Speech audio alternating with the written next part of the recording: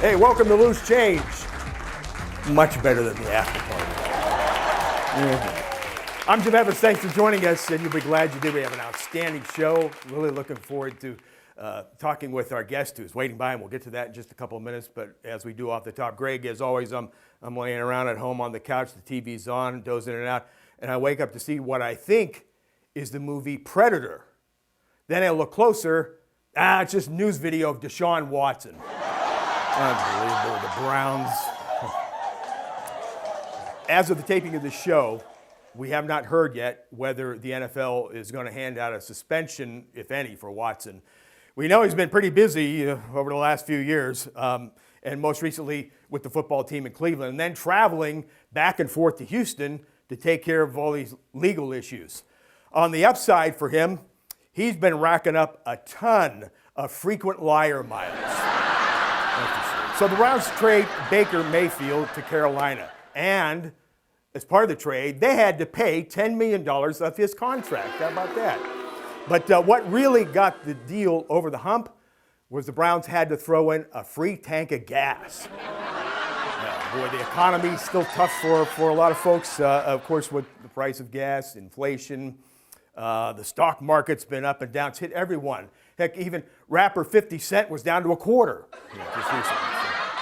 So we'll get to it somehow. Well, he did it again. Joey Chestnut wins another Nathan's Hot Dog 4th of July contest. 15 out of the last 16 years. I think he knocked down around 65 hot dogs and buns in just 10 minutes. He's a dynasty. I was thinking, though, if this guy ever got a lower intestinal problem, they'd have to evacuate a 3-county area and call in FEMA. It'd be that disastrous with him. Greg, you guys, did you see the images, the pictures recently from the James Webb telescope, where they brought back pictures from the universe over 4 billion years? This is coming back to us. Breathtaking, spectacular, vibrant colors and stars almost circling around. It was intoxicating. It's probably a lot like if one were to experience and see what it would look like after a spirited Saturday night at the Brown House in Niles. Speaking of aging stars, Madonna was seen recently in England with her boyfriend. They were out being real affectionate, hugging each other and everything. And she's now 63 and her boyfriend's 27. Hey, whatever works for some people. But Greg, normally when a younger guy is holding on to an old bag, he's a caddy. Hey, we'll take a break and be back with Paul Kemp right after this. Stick with us, you should. Signature here. Oh, and one last thing. What's with the chainsaw? Oh, well, service may be slowed due to network interference. Network interference? Yeah, well, maybe if you cut down some of these trees, you can finally get a decent cell signal, which is how you get internet now. Good luck. Read the fine print. Only Armstrong delivers fast and reliable internet right into your home on a network built specifically for the internet. Zoom from Armstrong. Welcome back to Loose Change. I'm Jim Evans, and I have the great privilege to be joined by the one, the only, Coach Paul Kemp. Coach, it's great to see you again. Thank you. Buddy. Appreciate it. I'm really excited to have you here, as I mentioned earlier. But and before we get started, I got to tell you, I'm still recovering from your graduation party from a couple of years back. It still hits me. It's like, oh my, it's that party. What your mom did, it was the 8th wonder of the world. It's unbelievable. It was really something, man. It was really something. You got a year to get ready for the wedding next June. I was going to ask you about that. But we'll gear up for that. Anyway, what we like to have off the top is have our victims or our guests tell us a little bit about yourself, a little profile for those who don't know you, where you're from, where you went to school, and how your career took shape as it is now. So obviously, as you put it, Paul Kemp, lived in the area forever. Yep. Grew up in Girard, my family. Went to Girard kindergarten through 8th grade, and then the time when I was going to ninth grade, going to high school, my father was about 2 or 3 years into it at Ursuline. They gave me the decision what to do. I could stay at Girard, and I went to Ursuline. Best decision I ever made. Was at Ursuline for obviously 4 years. 4-year letterman in football and baseball, and then after a good career in both those sports, went to Walsh. 4-year letterman at Walsh, and graduated at Walsh in the fall of 2015. And then once that was done, I got right into coaching. Obviously love being around football. Been around it my entire life. Knew coaching was what I wanted to do. When I graduated college, spent a little time at Malone University before I got a call about a job offering to teach at Ursuline, and it's the same job I have now. So, been through it as a player and a coach, and as growing up, always knew that's what I wanted to do, and wouldn't trade it for the world. Absolutely, and it was such a pleasure for me to cover much of your career, at least a handful of games with football specifically, and especially those championship games. What was that experience like for you? I mean, it's first of all, to play football at any level, but it's a small percentage of people, and it's even smaller and smaller to get to the final game, and that's just such a unique experience for so few people. Yeah, I mean, obviously it's a privilege. It was awesome. Absolutely. It took me years after playing in high school. I mean, even after I was done playing in college, once I started coaching, really to realize how special it is to get to that point. Yep. My senior class, we got there 4 straight years. I know. We were privileged, our sophomore, junior, and senior year to win it. And those were the 3 years I started. So it's something special to think about. You think about all the people who play high school football, all the guys who coach, who it takes, some never reach that point. So, it was some of the best days you could think of. A lot of hard work, and I will say this is, those 4 years, we deserve to be there. We put in the work. Yeah. Our staffs did. Our players, our senior leaders every year did. And, it got to the point where, after my sophomore year, you become a junior, you become a senior after that, you were expected to do that. And you don't want to be the senior class to not do it. The best part about it is I'm 11 years out of high school, 30 years old, and you see guys who you played with. I'm fortunate with guys I graduated with. 6 or 7 of us are still best friends. We talk every day. That's great, yeah. You see these other guys who we played with, and you go back to those. And as a coach now, it's I hear a lot about kids, teams you are, whether it's in football or now in baseball. For me, you talk about getting the state championship. And one of the things that I take, and when I talk to these guys about it, which I learned from playing, is you don't speak about it. There's so many things you got to win before you get there. Yes. That's your end goal, but you better hit those other things, or it's almost just false news right there. So you got to do all these other things, and I really think those times they benefit me. They help me out with relating to kids today. But those were awesome. I could think back to all 4 of those. The three I started, I could tell you every other play we ran. I'll bet. And and the hard thing was that first one we went to as a freshman. I played a few special teams, but we lost in a tough way. I remember. And it was what can we do to get back there? And the big thing about that is throughout those other 3 years is we face adversity. You have to overcome it. You trust the guys you play with. You trust your coaching staff. And that's the thing is our coaching staff, those 4-year run, and even beyond that and before that, they're unbelievable. And there's a reason we got there. And, as players, we bought into that. And, that's why we had that success. And that's what I'm trying to do now is coaching, is relate to these guys, because I've seen it done at the highest level.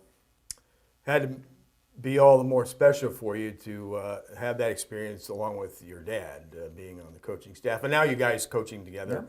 Together at Niles. Talk about that a little bit. I mean, it was, you see a lot of it, with coaches who coach their sons. A lot of people know, I'm Larry Kemp's son, and I'm very proud to say that. Yep. But, what people don't know is I've been around them since I've been 4 years old. So I've been through it, and I've seen it and heard it all. And when you get to that, and it's funny because, I was a quarterback and he's a defensive coordinator. Right. So, to go through those things, and just to, knew, hey, let's go score. I know my dad's got my back. And at the end of the day he might not say it, but he knew we were going to go take care of them. But, there's just, you can't ever, replace that. And, it's hard. Not, yeah. It's hard to put into words. And, the best thing is when you see it with my friends who I played with, whatever years those were. And when you're able to get together with them and you just think back to all those times, I mean, it's unbelievable. And, if there is ever a time that, I have a son and I coach him, I would love to do that. But you also, you got to put it in perspective. It's very hard to do. My dad's been coaching God knows however many years. And it's been a little while. It took a long time to get there. But the fact that we were able to do that together makes it even more special. Yeah, he and I started living together when he was coaching the Bears down in Latonia, and then moved on from there. And then we could talk a lot about all those stories. But, you mentioned those experiences, and everybody I've talked to, and even from my own situation, but how, especially in football, what you go through and the bond you form with other people, but the lessons you take from there and transfer and roll them over into normal life, in regular life, it's just invaluable. Yeah, absolutely. So, I mean, you hear that as a player and as a high school kid, and, right. And I don't think you realize that until you go through something. Right. And I'll be flat out with it. I was going into my senior year at Walsh. I was named the 2-time captain. I was a 3-year letterman. Mm-hmm. Just started my entire junior year, and I went through something. I found out a week before our first game that I wasn't our starter. Mm-hmm. There was issues going on that we could talk for days about, but you don't know, and it obviously bothers you as a competitor, and something you go through. And you have guys who have been looking at you as a leader, as a quarterback, as a captain, as what's going on, and I don't have the answer. I looked at our coaching staff, and there's guys who don't have answers, and those are things that went on I don't know about. But at the end of the day is I take what I learned my entire life and what I was taught to do, just as a teammate, as a man, and I got through it. There's a reason I was named the captain for a second time, and at the end of the day is I was going to go support the kid who was playing quarterback, and end up playing receiver that year, start quarterback, right. And at the end of the day is I became a better man because of that. And it took me a while to understand that. But as coaching now is I take that going through, if I ever have to go through something where, there's a kid starting and you have to do something else, is you got to do it the right way, because unfortunately I learned it the wrong way, but, there was enough people around me to support me. We went through a situation like this last year in Niles. Is, we had a senior who waited his turn to be quarterback, got hurt, played a young kid.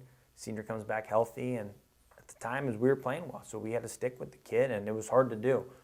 But, I know I handled it the right way, with the support of a great head coach and Jim Perry, and because I went through something like that, the life lessons that people talk about in sports, they're real. And that's the thing I try to tell the kids I coach, whether it's in football or baseball, or even the kids I teach in general. You're going to learn a bunch of these things, and, you're going to know one day when it happens. You'll come back and find someone, that teacher, that coach, and you're going to thank them because you're going to be better off for it. Well, you're obviously a smart guy, and I think as a young coach, I got to think you're still evolving in that role in both sports that you're involved with. You got to be a sponge, don't you? You take as much as you can from people around you and situations and learn and integrate that into your process. Yeah, absolutely. One thing I'm blessed with that I think a lot of young coaches don't have, which I know I've had my entire life, is I've been around coaching, I've been around the game since I've been 4 years old. Yeah. I've been around some of the best that's ever been in this area, who I call family now. Mm-hmm. You look at my dad, who is my father. You look at Bill Boren. Okay, you look at Dan Reardon. Right. Fred Thomas, who was our defense coordinator at Walsh, who has a lot of ties to the Youngstown area. Jim Perry, who is now our head coach. He's been our head coach since I've been at Niles, and all the other people you talk about. The cool thing about this year with being the head coach in baseball is you're a lot of these coaches I'm meeting for the first time, they know who I am. And it's not because of me, it's because of your last name, but you just come off and you are who you are. And, Right. and these coaches know, you care about these kids and everything. So you build relationships. Got a ton of relationships, obviously, in the football background in the area. And the cool thing right now is I'm building a ton of them in baseball. So, Right. Whether it's going through something good or bad is, I have enough people where I could call, just bounce ideas off of or just vent to because, a lot of them have been through it. And I think that's the thing you have to do if you want to be successful as a coach, as a young coach. You build these relationships, these mentorships, and because everything's not what you want it to be. And I've learned it obviously through football for years and firsthand as a first-year head coach in baseball is. Absolutely. We're going to take a quick break. You can hang around, right? You better. Yeah. We'll be right back with Paul Kemp right after we do this here on Loose Change.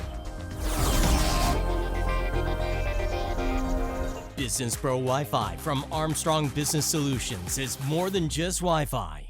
It enhances productivity, tightens security, and is tailor-made for small business. Take control over guest networks with a branded portal, protect sensitive data, and manage staff with the WorkPass app.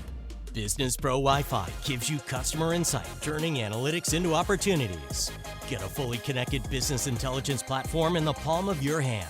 Business Pro Wi-Fi from Armstrong Business Solutions. Welcome back to Loose Change. I'm Uncle Jim. I'm Jim Evans, along with my nephew Paul Kemp, and we were talking about you absorbing things as you evolve as a coach, and you got to be open to new ideas as well, no matter what sport or any endeavor, really, for that matter. Talk about that. I mean, I will say this firsthand. I always knew at the end of the day I want to be a head coach. Didn't know when it was going to be, but I knew one thing. I always thought it was going to be football. It will and, be. I hope eventually, but the baseball job opened up at Ursuline. In the previous few years, jobs opened up the area about football, and at the end of the day, I was true to myself. I wasn't ready. I didn't want to force something. Good. This baseball job opened up, and the big thing was I had a lot of kids who played for me at JV level reached out. I sat there with my now fiance and I said, hey, I'm going to take a shot at this. Reached out to my parents and said, I'm going to do this. All I want is your support. And I knew I had the right guys who would coach with me, and I knew I had our kids on it. So, that's a perfect example right there is you just never, if you asked me 4 years ago, oh, you'd be a head baseball coach one time, I'd tell someone they're crazy. Mm-hmm. And it worked out how it is, and I couldn't be more thankful for that. How is it different being a football coach and then being a coach manager in baseball, or is there much difference? I think the big thing is I'm not changing how I'm coaching in any sport. I am me. This is how I've coached. I'm going to be hard on these kids. I'm going to love them up. I'm going to coach them the right way. But they're going to do things the right way, the way that I'm not changing anything of how Ursuline baseball is. I'm coaching it how it's supposed to be. This is the standard you're supposed to lead up to. It's the same thing when I coach in football. There's a standard held to play football at Niles McKinley, and I'm coaching these guys the way our head coach wants it and the way it's supposed to do. I think the big thing is just all the behind-the-scenes thing as a head coach. You think you know it. I sat there and I've seen it done firsthand, and until you do it, it's a lot. But I think the best thing about that is in baseball, I had a great staff who I knew if I had to go take care of something that is on me and not them, is I trust our kids with them. Our kids know that. Our kids trust them. But I think it's just finding that, that middle where, you're in charge of a program. It needs to be done this way, and you want it done the right way. But it's continuing to preach that to your kids, and your staff buys into it, and they send the same message. It's the same thing we do in football. Anything we're going to talk about it's the same message, whether we're teaching something or just how it is just to be in general. Whether it's on the field or just, in, just the town. Everybody we have in here or elsewhere that I've had a chance to talk with, the great coaches we have in our area, including your dad, and I ask everybody, those have maybe been around a little bit longer, how the kids change. You're not that far removed, yet, a couple of years now, but What would be the biggest challenge that you see now as being certainly the head coach in baseball for you? I think the biggest challenge is, these kids, they want to go play to the next level. They want to do so many things, and they're too worried about other things. I think social media is a big part of that. Ding, ding, ding. And at the end of the day is you got to put in the work and you got to go do it. Right. I will say this, whether it's football or baseball, if you're talented enough, and you want to go play at the next level, someone's going to find you. Someone's going to find you. Right. One thing I will say about baseball is, and we've had a hard time even this year, is, we're playing these teams. There's a lot of great baseball in this area. I mean, it is awesome. It prepared us to get to where we went to. Okay? All these kids play summer ball together. One kid he's playing this high school, but he's going to play in college here or there. And our kids are so worried about, oh, this kid's pitching or this kid plays over there. And at the end of the day, to me, and we tell as a coach, do you not have confidence in yourself? It's have the confidence in yourself, have the confidence in your teammates and what you're doing. Just go out there and play your game. Mm-hmm. I think the outside distractions are something that, it's only been 10, 11 years since I've been in these kids' spots, which, I never worried about that. I always knew our teammates, and the nice thing is, you're going to play against a local team. You better take pride in that. And I tell our kids that in baseball is, you go to Youngstown Ursuline High School. You got that Ursuline, you got that Irish across your chest. You're going to get everyone's best effort. They're going to want to beat you. Yeah. Some of these they're going to treat it as your World Series. And we had some growing pains earlier. We lost the teams, and they were excited to beat you. And our kids would look around and said, "That's what you get. That's what you sign up for." So it's buying into that, buying into the pride that you have to play for that program, and overcoming it. And it's the same thing in Niles. You go to Niles McKinley, you're playing at Bo Ryan Stadium. It's one of the best stadiums in the area. You wear those winged helmets. That's right. Everyone wants to beat you. And if you can't accept that fact, you got to get ready to go. So, talking a little more about baseball. In your first year, you guys had a terrific season. Finished 18-9. Yep. Came up, reached the regional semifinals. That's a real achievement. That was a pretty good group you had. It was. We had a great group. And I know I mentioned it, but my coaching staff was phenomenal.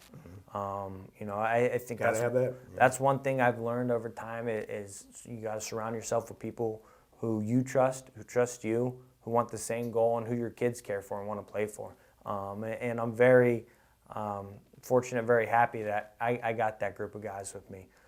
The big thing we preached was getting Ursuline baseball back to its winning ways. I don't think our kids understood how good of a history Ursuline baseball had. It had been 5 years since, most of these kids who were in there, they never won a district. They never been to a regional, and it was just putting that in these guys' heads. And then once we did that with the schedule we put on with, how competitive it is around the area, it was getting them, we started winning some games around good teams and teams that they hadn't beat in the past, and they started believing in themselves. I told him, I said, at the end of the day, I said, we're going to win baseball games because of you. If we lose games, anyone can blame me. I don't care. I said, but I said, once you fully buy into how good you can be as a collective group, I said, you're going to love the results. And we did. And we played really well. We started off the year well. Middle year, you go through that spell and start playing really well at the end of the year. And I told these guys, we're going to go through highs and lows, but it's how you respond to it. And we did that. We went through some great days and bad days, and it was just putting the challenge. Do we want this same old record where this is Ursuline, we have the talent to do it, but we're going to lose in the sectional final in the district semis, or do you guys want to do it? And our kids bought into it, and I credit to what we did in the off season, and I credit to the staff and just kind of how we preach. But at the end of the day, we got there because of these kids. They bought into everything we said, and they bought into themselves and the teammates, and we started playing great baseball after it.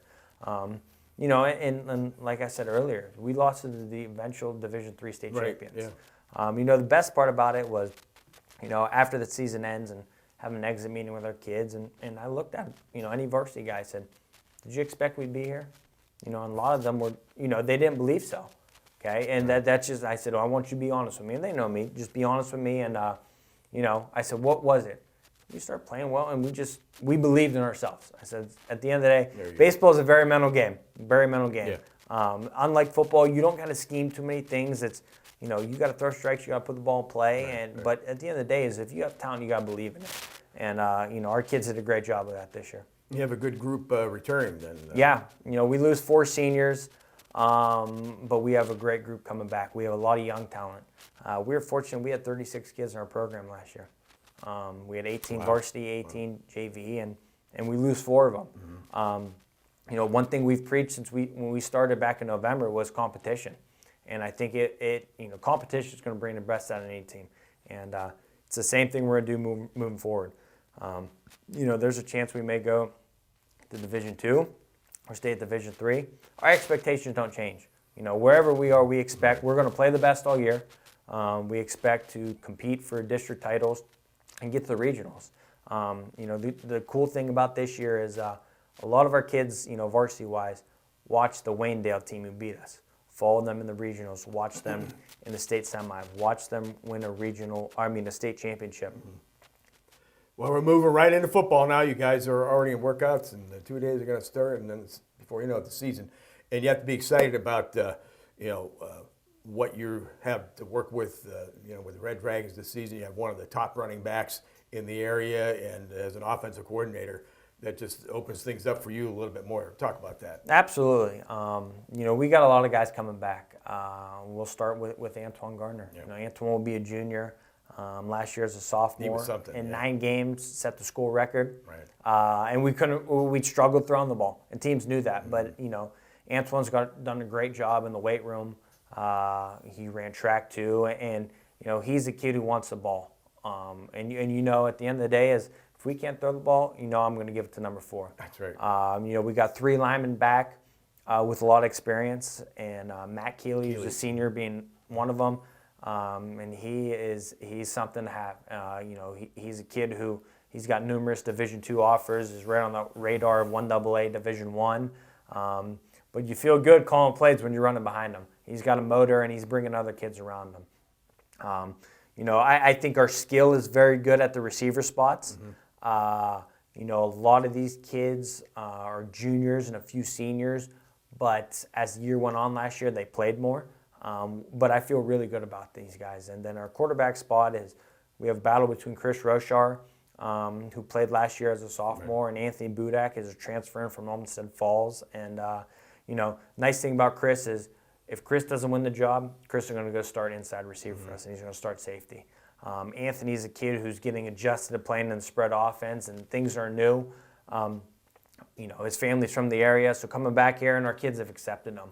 But we had a great offseason. It was tough for me being away in baseball, but I keep tabs on these guys in there. And, the nice thing about coming back, once we got back into football after the baseball season ended was, it was tough for me. You have a long grinding year with the weather and you're playing into June, not the way you want to end. But, at the end of the day, looking at a great year. And it took me a while to just get my mind right back into football. Being around our guys at football and Niles has been great, and right back into it. It's great to see you. Thanks so much for coming in, Paul, and best of luck, and everybody in the family, and hopefully we'll see you pretty quick here, buddy. Thank you. Appreciate it. Okay. Thank you very much. Paul Kempe, we'll be back to wrap it up right after this. Signature here. Oh, and one last thing. What's with the chainsaw? Oh, well, service may be slowed due to network interference. Network interference? Yeah, well, maybe if you cut down some of these trees, you can finally get a decent cell signal, which is how you get internet now. Good luck. Read the fine print. Only Armstrong delivers fast and reliable internet right into your home on a network built specifically for the internet. Zoom from Armstrong. Well, unfortunately, we're out of time. Thanks so much to Coach Paul Kempe. Best of luck to him, the Red Dragons, and Dad, Coach Larry, who I want to congratulate for being nominated in the Trumbull County Coaches Hall of Fame just recently. Much deserved, Larry. Love to you and Tracy and Anthony and the whole family. Thanks to Greg Roten and all of you as well. Catch us on YouTube, Armstrong Loose Change. I'm Jim Evans. We'll catch you next time right here. Yeah.